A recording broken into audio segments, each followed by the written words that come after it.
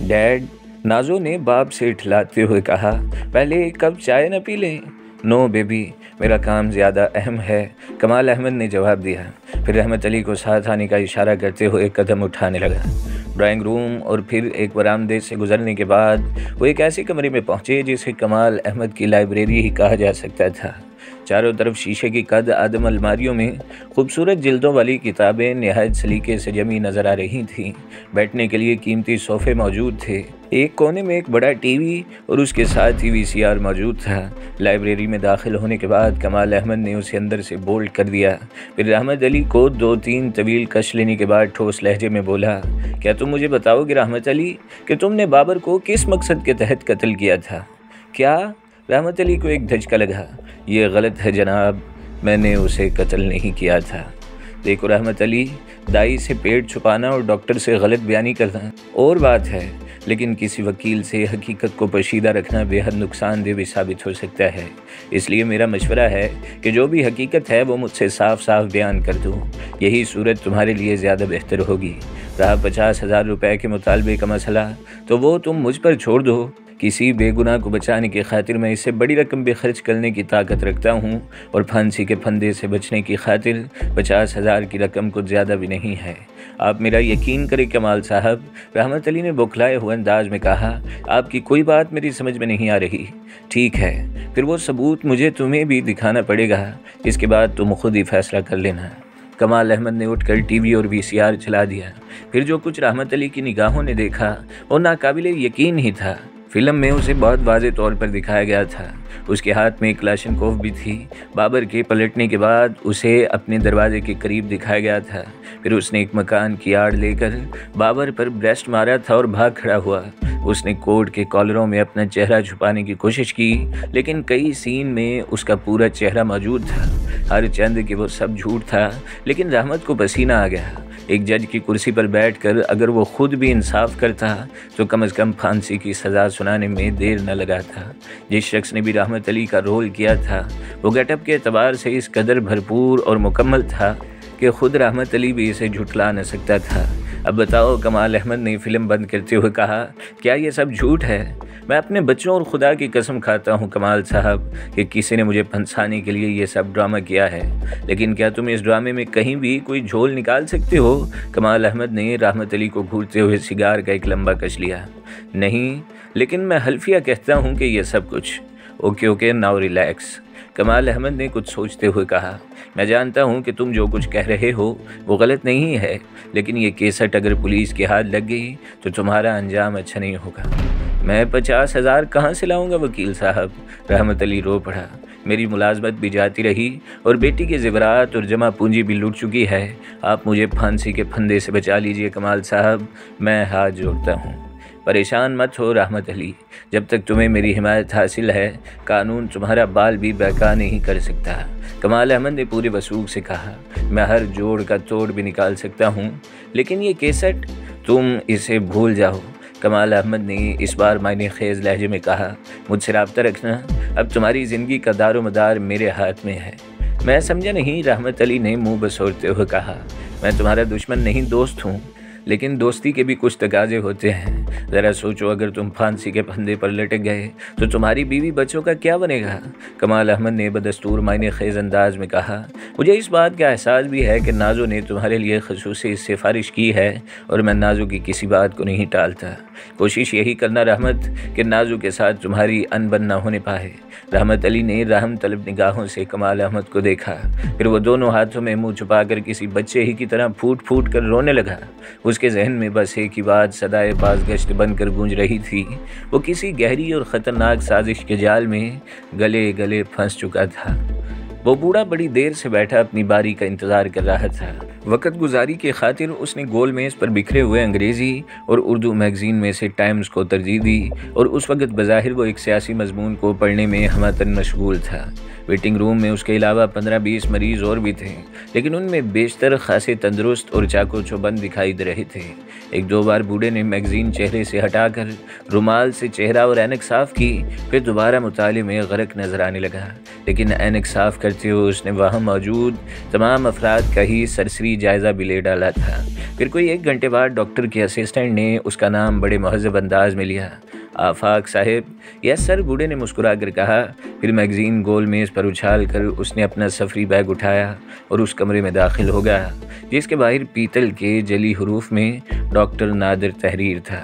Doctor نے مسکراتی نظروں سے اس کا استقبال کیا، لیکن پھر مریض کے کاندھے پر لٹکے ہوئے سفری بیگ کو دیکھ کر اس کے چہرے پر یکلخت سنجیدگی طاری ہو گئی۔ اتنی دیر میں ڈاکٹر نادر کی اٹینڈنٹ روبینہ بوڑھے کی رہنمائی اس کرسی تک کر چکی تھی جس پر مریض بیٹھتے ہیں۔ میرا نام آفاق ہے، بوڑھے نے خود ہی اپنا تعارف کروایا۔ میں پہلی بار آیا ہوں ڈاکٹر، بڑی شہرت سن رکھی تھی آپ کی۔ کیا تکلیف ہے جناب کو؟ نادر نے اپنی الجھن کو اپنی پیشہ ورانہ مسکراہٹ میں دفن کرتے ہوئے پوچھا۔ یہ غالباً کوئی 10 سال پہلے ہی کی بات ہے، جب میں ایک کار کے حادثے میں زخمی ہو گیا تھا۔ کچھ دنوں کے علاج کے بعد مجھے اسپتال سے رخصت مل گئی، لیکن میری ریڑھ کی ہڈی میں اکثر بڑی شدید درد کی لہر اٹھتی ہے، اتنی زیادہ کہ میں تڑپ اٹھتا ہوں۔ اس سے پہلے آپ کا کوئی ایکس رے وغیرہ ہوا ہے؟ ڈاکٹر نے پوچھا۔ جی نہیں، لیکن آپ چاہیں گے تو ایکس رے بھی ہو جائیں گے، بوڑھا بڑے اطمینان سے بولا۔ بظاہر وہ بہت لاپرواہ نظر آ رہا تھا۔ درد کہاں ہوتا ہے؟ میرا مطلب ہے کس جگہ؟ جواب میں بوڑھے نے پشت پر ایک جگہ ہاتھ رکھتے ہوئے کہا، یہ ہے وہ مہرا جو غالباً فریکچر ہو گیا ہے اور خاص طور پر سردیوں میں میرے لیے پریشانی کا باعث بن جاتا ہے۔ ڈاکٹر نادر نے اشارہ کیا تو اٹینڈنٹ روبینہ نے بوڑھے کو کلینک ہی کے ایک گوشے کی سمت اشارہ کیا جہاں ڈاکٹر معائنہ کیا کرتا تھا۔ جواب میں اس نے کسی سمجھدار بچے کی طرح گردن ہلائی، پھر اٹھ کر بڑے اطمینان سے اس حصے کی طرف چلا گیا جہاں ہر شے بڑی نفاست سے موجود تھی۔ سامنے وہ اونچا بیڈ تھا جس پر غالباً اسے لیٹنا تھا، لیکن بوڑھے نے اس کرسی کو ترجیح دی جو بائیں جانب بیڈ کے ساتھ ہی موجود تھی۔ روبینہ پلاسٹک کا پردہ کھینچ کر جا چکی تھی جو اس حصے کو وقتی طور پر کلینک سے پوشیدہ کر دیتا تھا۔ 1 منٹ بعد ڈاکٹر نادر اندر داخل ہوا۔ اس نے بوڑھے کو کرسی پر دیکھ کر بیڈ کی طرف اشارہ کرتے ہوئے کہا، آپ کو اس پر لیٹنا ہے۔ کیوں؟ بوڑھے نے عجیب مضحکہ خیز انداز میں سوال کیا۔ میں اس جگہ کا معائنہ کرنا چاہتا ہوں جہاں آپ نے درد کی شکایت کی ہے۔ میں تمہیں ایک دلچسپ بات بتاؤں ڈاکٹر، بوڑھے نے ڈاکٹر کی بات نظر انداز کرتے ہوئے کہا۔ کام کے دوران میں کبھی اپنی ڈیوٹی سے غافل نہیں رہا۔ دراصل ہمارے کام میں صرف وہی لوگ چل سکتے ہیں جو ذہن اور دماغ سے ایک ساتھ کام لینے کے عادی ہوں۔ مجھے اس بات پر فخر ہے کہ میں کسی مہم میں ناکام نہیں ہوا۔ 2-4 مارکے تو ایسے تھے جنہیں سر انجام دینے پر مجھے کمپنی کی جانب سے انعامات اور تمغوں سے بھی نوازا گیا۔ ویری گڈ، لیکن آپ یہاں اپنے مریض کے علاج کی خاطر تشریف لائے ہیں، ڈاکٹر نادر نے قدرے بیزاری سے کہا۔ مخصوص قسم کے کام سر انجام دینے کی خاطر صرف ایسے ہی آدمیوں کا انتخاب کیا جاتا ہے جو جان ہتھیلی پر رکھ کر دشمنوں کی صفوں میں گھس جانے کے عادی ہوں۔ بوڑھے نے پھر ڈاکٹر کے جملے کو نظر انداز کر کے اپنا سلسلہ کلام جاری رکھتے ہوئے کہا، صرف ایسے آدمی جنہیں اپنی زندگی سے زیادہ اپنا کام عزیز ہو اور جو دشمن کے قبضے میں جانے سے پہلے اپنی جان قربان کر دینے کی ہمت رکھتے ہوں۔ آئی سی، ڈاکٹر نادر نے کسی خیال کے تحت چونکتے ہوئے بوڑھے کو بہت غور سے دیکھا۔ اگر اس کے چہرے پر میک اپ بھی تھا تو اتنے غضب کا تھا کہ اس پر شبہ نہیں کیا جا سکتا تھا۔ اتنے غور سے کیا دیکھ رہے ہو ڈاکٹر؟ بوڑھے نے بڑی معصومیت سے کہا۔ کیا تمہیں میری بات کا یقین نہیں آیا؟ ویری گڈ، کیا تم ہر مہم میں سفری بیگ استعمال کرنے کے عادی ہو؟ ڈاکٹر مدم لہجہ اختیار کر چکا تھا۔ یہ سب کچھ کمپنی کے احکامات پر منحصر ہوتا ہے، کبھی ہمیں صرف نیلے لفافے کا حوالہ دینا پڑتا ہے اور کام چل جاتا ہے۔ تم یہیں رکو، میں تمہارا مطلوبہ بیگ لاتا ہوں۔ ڈاکٹر نادر اب اس مریض کی آمد کا اصل مقصد سمجھ چکا تھا۔ ڈاکٹر نادر بوڑھے کے لہجے میں یکلخت صفاقی آ گئی، نیچی آواز میں بولا، اس بات کا خیال رہے کہ ہم کسی مہم کو سر انجام دیتے وقت اپنی زندگی کی کوئی خاص اہمیت نہیں سمجھتے، لیکن ہماری موت کے عوض اس بار بوڑھے کی آواز بدلی ہوئی تھی۔ نہیں، ڈاکٹر نے تیزی سے کہا، ایسا نہیں ہوگا، میں اپنے وعدے پر قائم ہوں۔ اس کے بعد ڈاکٹر نادر تیزی سے باہر نکل گیا۔ پھر اس کی آواز سنائی دی، اس نے روبینہ کو کسی کام کے بہانے سے باہر بھیجا تھا۔ اس کے بعد جب وہ دوبارہ بوڑھے کے پاس آیا تو اس کے ہاتھ میں بیگ تھا جس میں غزالہ کی رہائی کا پورا معاوضہ موجود تھا۔ بوڑھے نے اس بار بھی لاپرواہی کا مظاہرہ کیا۔ ڈاکٹر والا بیگ اس نے ہاتھ میں لیا، پھر اپنا بیگ اس کے حوالے کر دیا۔ تم چاہو تو رقم گن سکتے ہو، ڈاکٹر سنجیدگی سے بولا۔ 12 گھنٹے بہت ہوتے ہیں ڈاکٹر، اس دوران ہم رقم بھی گن لیں گے اور تمہارے کیے ہوئے وعدوں کا امتحان بھی ہو جائے گا۔ میں نے فیئر ڈیل کا وعدہ کیا ہے، ڈاکٹر نے بے چینی سے کہا۔ تمہیں بھی اپنے وعدے کا پاس رکھنا ہوگا، گھبراؤ مت، ہم نے آج تک کبھی وعدہ خلافی نہیں کی، ہمارا کاروبار صرف وعدے کے بھروسے پر ہی قائم ہے، بوڑھے نے ٹھوس آواز میں کہا، پھر بڑی لاپرواہی سے اٹھ کر باہر آ گیا۔ ڈاکٹر نادر نے خالی بیگ ایک الماری کے اندر رکھنے میں بڑی عجلت کا مظاہرہ کیا تھا۔ اوکے ڈاکٹر، تمہاری مطلوبہ چیز ٹھیک 12 گھنٹے بعد یعنی کل صبح 8 بجے تک تمہارے بنگلے پر پہنچا دی جائے گی، بشرط یہ کہ تم نے کوئی حماقت کرنے کی کوشش نہ کی ہو۔ اسی وقت روبینہ کمرے میں داخل ہوئی اور ڈاکٹر کا کوئی جواب اس کے حلق کے اندر ہی گھٹ کر رہ گیا۔ بوڑھے نے موقع کی مناسبت سے ایک بار پھر اپنی آواز حیرت انگیز طور پر بدلتے ہوئے کہا، میں تمہاری ہدایت پر بہت جلد ایکس رے کرا کے دوبارہ حاضر ہوں گا۔ آل رائٹ آفاق صاحب، بائے بائے۔ ڈاکٹر نادر کو مجبوراً بوڑھے کا ساتھ دینا پڑا تاکہ روبینہ کو کسی قسم کا شک نہ ہو۔ بوڑھے نے باہر آ کر اسسٹنٹ کو فیس ادا کی، پھر 15 روز بعد کا دوسرا نمبر لے کر باہر آ گیا جہاں اس کی گاڑی موجود تھی۔ اس نے اندر بیٹھ کر بڑی لاپرواہی سے بیگ پچھلی سیٹ پر ڈالا، پھر انجن سٹارٹ کر کے گاڑی کو کھلی سڑک پر لے آیا۔ پھر اس کی گاڑی اگلے موڑ پر پہنچ کر جیسے ہی بائیں جانب گھومی، اسی لمحے ایک دوسری کار جو ڈاکٹر کے کلینک سے کچھ فاصلے پر کھڑی تھی حرکت میں آ گئی۔ موڑ پر پہنچ کر دوسری گاڑی کے ڈرائیور نے اسے بائیں کی طرف ٹرن کیا تھا۔ کچھ دیر بعد دونوں گاڑیوں کا درمیانی فاصلہ 25-30 گز سے زیادہ نہیں رہ گیا تھا۔ دونوں گاڑیاں ایک مخصوص فاصلے سے آگے پیچھے دوڑ رہی تھیں۔ پچھلی گاڑی کی ڈرائیونگ سیٹ پر ایک باوردی ڈرائیور موجود تھا، وہ اڈگر تھا جو بہترین سوٹ میں ملبوس تھا۔ دوسری نشست پر واجد تھا اور پچھلی نشست پر چینا 3 پیس میں بڑے شان سے بیٹھا پائپ پی رہا تھا۔ تقریباً آدھے گھنٹے تک ان کے درمیان کوئی گفتگو نہیں ہوئی۔ پھر پچھلی گاڑی کے ڈرائیور نے واجد سے کہا، میرا خیال ہے کہ ہمارا تعاقب نہیں کیا جا رہا، اتنی جلدی نتائج اخذ کرنے سے پرہیز کیا کرو، باس نے ہمیں فارم ہاؤس کی مین روڈ تک جانے کا حکم دیا ہے۔ واجد نے سنجیدگی سے جواب دیا، بوڑھے کا میک اپ کس نے کیا ہے؟ میرا خیال ہے کہ وہ سردار خان کے علاوہ۔ اڈگر، واجد نے ڈرائیور کو تیز نظروں سے گھورا، جتنا حکم ملے صرف اسی حد تک محدود رہا کرو، باس حدود کو پھلانگنے والوں کو پسندیدہ نظروں سے نہیں دیکھتا، اور باس کی ناپسندیدگی کا مطلب تم بھی بخوبی سمجھتے ہو، موت۔ اڈگر نے لاپرواہی سے مسکراتے ہوئے کہا، پھر تلخ آواز میں بولا، ہم جس لائن پر دوڑ رہے ہیں اس کی سرحدیں ہمیشہ موت پر ہی جا کر ختم ہوتی ہیں، خواہ وہ باس کی گولی سے واقع ہو یا کسی پولیس مقابلے میں کوئی سنسناتی ہوئی بلٹ ہمارے جسم میں خونی روشندان بنا دے، کیا فرق پڑتا ہے؟ میں تمہیں ایک بار پھر محتاط رہنے کا مشورہ دوں گا۔ واجد نے سنجیدگی برقرار رکھی۔ عجیب بات ہے، اڈگر نے جواب دیا، تم مجھے محتاط رہنے کی تلقین کرتے ہو اور باس ہمیشہ کھل کر کھیلنے کا موقع دیتا ہے۔ کوئی نیا اسائنمنٹ؟ یس، اڈگر نے معنی خیز انداز میں ہونٹوں پر زبان پھیرتے ہوئے کہا، اس بار مجھے ایک تاجر کی بیٹی پر دانت تیز کرنے کی ہدایت ملی ہے۔ تنظیم کے بیشتر لوگ جانتے ہیں کہ تم لیڈی کلر کے نام سے مشہور ہو، یہ اعزاز بھی صرف انہی لوگوں کو ملتا ہے جو صلاحیت سے بھرپور ہوتے ہیں۔ اڈگر مسکرایا تھا، اور ایسے لوگوں کی زندگی کا عبرتناک خاتمہ بھی کسی لڑکی ہی کے ہاتھوں ہوتا ہے۔ وہ موت کتنی حسین ہوتی ہوگی۔ اڈگر نے سرد آہ بھری، لیکن پھر وہ چونکے بغیر نہ رہ سکا۔ اچانک ایک برق رفتار موٹر سائیکل سوار نے اسے اوورٹیک کیا تھا۔ ہجوم زیادہ نہ ہونے کے باوجود اس نے جس تیز رفتاری کا مظاہرہ کیا تھا وہ کسی خطرناک حادثے کا سبب بھی بن سکتی تھی، مگر وہ پوری طرح ماہر نظر آ رہا تھا۔ جس رفتار سے اس نے موٹر سائیکل کو آگے نکالا تھا، اگر اسی رفتار کو برقرار رکھتا تو وہ اگلی گاڑی کو بھی بہت جلد پیچھے چھوڑ سکتا تھا، لیکن اس نے ایسا نہیں کیا۔ نہایت ہوشیاری سے اس نے رفتار بتدریج کم کر دی اور اب وہ تقریباً 10 گز کے فاصلے سے بوڑھے کی گاڑی کے پیچھے پیچھے چل رہا تھا۔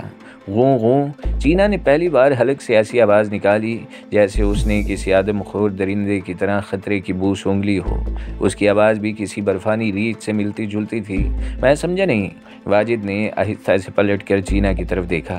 وہ دونوں ہاتھوں کی 10 انگلیوں کے مخصوص اشارے کی زبان میں اسے بتا رہا تھا، موٹر سائیکل کا اس طرح درمیان میں آ جانا خالی از علت نہیں ہو سکتا، ہمیں کچھ دیر اور انتظار کرنا پڑے گا۔ واجد سنجیدگی سے بولا، فارم ہاؤس ابھی 15 میل دور ہے، اس دوران اگر اس نے تعاقب کا سلسلہ جاری رکھا تو پھر ہمیں کچھ نہ کچھ تو کرنا ہوگا۔ غوں غاں غاں، چینا نے بپھرے ہوئے انداز میں انگلیوں کی زبان میں کہا، زیادہ احتیاط خطرے کا سبب بھی بن سکتی ہے۔ ہو سکتا ہے وہ گاڑی کا نمبر اور دوسری ضروری چیزیں نوٹ کر کے آگے نکل جائے۔ یہ بھی ممکن ہے کہ ہم بھی اس کی نظر میں آ چکے ہوں۔ پھر تمہارا کیا خیال ہے؟ اوغو، چینا نے اسے ہاتھ کے اشارے سے سمجھایا، ہمیں اسے فوری طور پر ختم کر دینا چاہیے۔ اس کے چہرے پر اب خوفناک درندگی کے تاثرات مچل رہے تھے، جبکہ موٹر سائیکل سوار کے سامنے سے گزرنے سے پہلے وہ دنیا کا سب سے بے ضرر انسان معلوم ہو رہا تھا۔ ہمیں کچھ سوچنا پڑے گا، اڈگر نے سرد لہجہ اختیار کیا، پھر کنکھیوں سے واجد کو دیکھتے ہوئے بولا، کیا خیال ہے کیا ہماری گاڑی کے بریک اتفاقیہ طور پر فیل نہیں ہو سکتے؟ نہیں، یہ حماقت ہوگی، واجد نے تیزی سے کہا۔ باس نے ہمیشہ یہی حکم دیا ہے کہ ہمیں پولیس کی نظروں میں آئے بغیر ایکشن کر گزرنا ہے۔ کیا باس کو اس وقت کی صورتحال سے آگاہ نہیں کیا جا سکتا؟ اڈگر نے سوال کیا۔ نہیں، ہمیں اتنی چھوٹی باتوں کے لیے باس کو پریشان نہیں کرنا چاہیے، ہمیں سچویشن کو اپنے طور پر ہینڈل کرنا ہوگا۔ تینوں کی نظریں موٹر سائیکل سوار پر مرکوز تھیں، جو اپنی جگہ پوری طرح چاقو چوبند نظر آ رہا تھا۔ اس نے جینز کے اوپر چمڑے کی جیکٹ پہن رکھی تھی۔ وہ چھریرے بدن اور درمیانے قد کا آدمی تھا۔ 15-20 منٹ تک تینوں گاڑیاں ایک دوسرے سے محدود فاصلہ برقرار رکھے آگے پیچھے دوڑتی رہیں۔ پھر جب وہ ایک قدرے کم رش والی روڈ پر پہنچے تو موٹر سائیکل سوار کی رفتار آہستہ آہستہ تیز ہونے لگی۔ چینا خوفناک لہجے میں گرایا، جلد بازی سے کام لینے کی ضرورت نہیں ہے۔ واجد نے اسے سمجھانے کی کوشش کی، باس غزالہ والے کیس میں بھی تمہیں گارڈ اور ایک ملازم کا خون کرنے پر وارننگ دے چکا ہے۔ چینا کی انگلیاں تیزی سے حرکت کر رہی تھیں۔ وہ اشاروں کی زبان میں کہہ رہا تھا، ہمیں فوری طور پر ایکشن کر گزرنا چاہیے۔ دوسری صورت میں اگر اس نے اگلی گاڑی کو روک لیا تو ہمارے لیے سچویشن کو کنٹرول کرنا زیادہ مشکل ہوگا۔ اس کے فرشتے بھی ہمارے پراسرار بوڑھے کی زبان نہیں کھلوا سکیں گے، واجد بولا۔ اس کی جیب میں وہ کیپسول موجود ہے جسے منہ میں رکھ کر چباتے ہی انسان لمحوں میں موت کی نیند سو جاتا ہے۔ پکڑے جانے کی صورت میں وہ بھی یہی کرے گا۔ چینا نے نفرت کا اظہار کیا، پھر اس نے اڈگر کی پشت پر ہاتھ مار کر اسے گاڑی تیزی سے آگے نکالنے کا اشارہ دیا۔ اس کے ساتھ ہی چینا نے اپنا مخصوص سائلنسر لگا ہوا پستول بھی نکال لیا۔ مسٹر واجد، اڈگر نے تیزی سے دریافت کیا، تمہارا کیا حکم ہے؟ اڈگر نے گاڑی کی رفتار تیز کر دی۔ اس لمحے ڈیش بورڈ کے قریب لگے ہوئے خفیہ مائک پر بوڑھے کی آواز ابھری، میرا خیال ہے کہ موٹر سائیکل والا میرا تعاقب کر رہا ہے۔ ڈونٹ وری، واجد نے کہا، وہ ہماری نظروں میں آ چکا ہے۔ میرے لیے کیا حکم ہے؟ کیوں، کیا تم خوفزدہ ہو؟ شٹ اپ، اس بار کرخت آواز میں جواب ملا۔ سردار خان موت سے نہیں ڈرتا، مجھے اپنی زندگی سے زیادہ باس کی رقم کا خیال ہے۔ ڈونٹ وری مائی ڈیئر، تم اپنی رفتار تھوڑی سی تیز کر لو۔ چینا نے اپنا آپریشن طے کر لیا ہے، تھینکس۔ 1 منٹ، واجد نے تیزی سے کہا، تم گاڑی کو روکنے کی حماقت نہ کرنا، ہم بہت تیز ایکشن کر لیں گے، لیکن کیا تمہیں یقین ہے کہ وہ شخص تمہارا ہی تعاقب؟ تم سردار خان سے مخاطب ہو میری جان، اور سردار خان کی آنکھیں چومکھی کھیلنے کی عادی نہیں ہیں۔ دوسری جانب سے بڑے اعتماد سے جواب ملا، جو شخص میرا تعاقب کر رہا ہے وہ اس وقت ہلکے میک اپ میں ہے، لیکن میری عقابی نظروں نے اسے پہچان لیا ہے۔ وہ اسپیشل پولیس کا سب انسپکٹر بلوچ ہے، بڑا جیدار بندہ ہے۔ مجھے اس کی بے وقت موت پر تھوڑا صدمہ بھی ہوگا۔ ایکشن کمیٹی کے رکن نفع اور نقصان کا خیال نہیں رکھتے، ویٹ از آل۔ بوڑھے نے، جسے سردار خان کے نام سے مخاطب کیا گیا تھا، اپنی کار کی رفتار بتدریج تیز کرنی شروع کر دی۔ اس کے ساتھ ہی موٹر سائیکل کی رفتار میں بھی اضافہ ہوا، لیکن اڈگر کا پیر سپیڈ لیور پر کچھ زیادہ ہی دبتا چلا گیا۔ چینا کسی خون آشام چیتے کی مانند ہوشیار تھا، اس نے بائیں جانب کا شیشہ نیچے کر لیا تھا۔ اڈگر نے طوفانی انداز میں اپنی گاڑی کو موٹر سائیکل والے کے دائیں جانب سے اوورٹیک کیا۔ اسی لمحے چینا کی آٹومیٹک ریوالور سے ایک کے بعد دیگرے ٹچ ٹچ کی مدھم آوازیں ابھری، اور اس کے ساتھ ہی موٹر سائیکل سوار کے بازو اور چھاتی سے خون کا فوارہ ابل پڑا۔ موٹر سائیکل ڈس بیلنس ہو کر سڑک پر لہرائی، پھر دندناتی ہوئی فٹ پاتھ سے ٹکرانے کے بعد اچھل کر گری، اور اچانک آگ کے شعلے بھڑک اٹھے۔ یہ سب کچھ اتنی تیزی ہوا کہ لوگ ہکا بکا رہ گئے۔ وہ اسے اتفاقیہ حادثہ ہی سمجھے تھے۔ سردار خان اور اڈگر کی گاڑیاں پھر ایک محدود فاصلے سے آگے پیچھے دوڑنے لگیں۔ اب ان کی رفتار پہلے سے زیادہ تیز تھی، اور چینا، وہ اتنے آرام سے بیٹھا پائپ پینے میں مشغول تھا جیسے کچھ ہوا ہی نہ ہو۔ سڑک پر موجود افراد موٹر سائیکل سوار کو بچانے کی خاطر اس کی جانب دوڑ پڑے تھے۔ گاڑیوں کی طرف کسی کی توجہ ہی نہیں گئی تھی۔